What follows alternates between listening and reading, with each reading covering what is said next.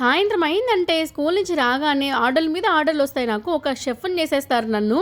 ఒకరేమో చపాతీ, ఇంకొకరేమో పిజ్జా అడిగారు. ఏం చేయాలో అర్థం కాక రెండు కలిపి ఒక మిక్స్ లాగా చేసేసాను. ఫైనల్ అవుట్పుట్ అయితే చాలా బాగా వచ్చింది. టేస్ట్ అయితే చాలా అద్భుతంగా ఉంది. ఖచ్చితంగా మీరు కూడా ట్రై చేసేయండి. ముందైతే చపాతీ పిండిని నానబెట్టేశాను. ఆ తర్వాత ఒక పాన్ పెట్టుకొని అందులో ఆయిల్ వేసుకొని కొద్దిగా తెల్లగడ్డలని చిన్న చిన్న ముక్కలుగా కట్ చేసి వేసుకొని, అందులోనే ఆనియన్ సన్నగా కట్ చేసి వేసుకొని, అందులోనే క్యాప్సికమ్ కూడా సన్నగా కట్ చేసి వేసుకొని, వేగాక స్వీట్ కార్న్ ని ముందుగా ఉడికించేసి మ్యాష్ చేసి వేసుకోవాలి. స్వీట్ కార్న్ లో కాస్త చెమ్మపోయేంత వరకు వేయించేసుకొని కొద్దిగా గరం మసాలా, ధనియాల పొడి, ఇంకా ఉప్పు వేసి బాగా వేయించేసుకోవాలి. తర్వాత కొద్దిగా శనగపిండిని కూడా వేయించుకొని ఇందులోనే మనము కొద్దిగా పాలు పోసుకొని దానిపైన చీజ్ స్లైసెస్ వేసుకొని మూత పెట్టేయాలి. చీజ్ బాగా కరిగిన తర్వాత ఇలా కలిపేసుకొని పక్కన పెట్టుకోవాలి, చల్లారనివ్వాలి. మనం ముందే నానబెట్టిన చపాతీని ఇలా ముద్దలుగా చేసుకొని దాని మీద కాస్త నువ్వులు, కొద్దిగా కొత్తిమీర వేసి ఇలా చపాతీలాగా అద్దేసుకొని మనం ముందు రెడీ చేసి పెట్టుకున్న కార్న్ మసాలాను కూడా ఇందులో పెట్టేసేసి స్టఫ్ చేసేయాలి. నేనైతే ఇలాగా పెద్ద సమోసాలాగా ఫోల్డ్ చేసుకున్నాను. మనకి నచ్చిన స్టైల్లో ఏ విధంగా అయినా మనం ఫోల్డ్ చేసుకోవచ్చు. ఇంట్లో స్వీట్ కార్న్స్ ఉన్నాయి. స్వీట్ కార్న్స్ ఉడికిస్తే ఏమో బోరింగ్ అంటారు, పోనీ చపాతీ చేసిస్తానంటే బోరింగ్ అంటారు. ఇంకా పిజ్జాలు, బర్గర్లు కావాలి కదా వీళ్ళకి. అందుకే ఇలాగా స్పెషల్ గా చేసేసాను అనమాట ఇంట్లో ఉన్న వాటితోటే.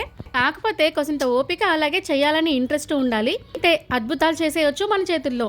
నచ్చిందా? నచ్చితే మీతో నెల్లు రమ్మని లైక్ చేసి సబ్స్క్రైబ్ చేస్తారు కదా. అలాగే మన ఇన్స్టా పేజ్ కూడా ఫాలో అయిపోతారు కదా.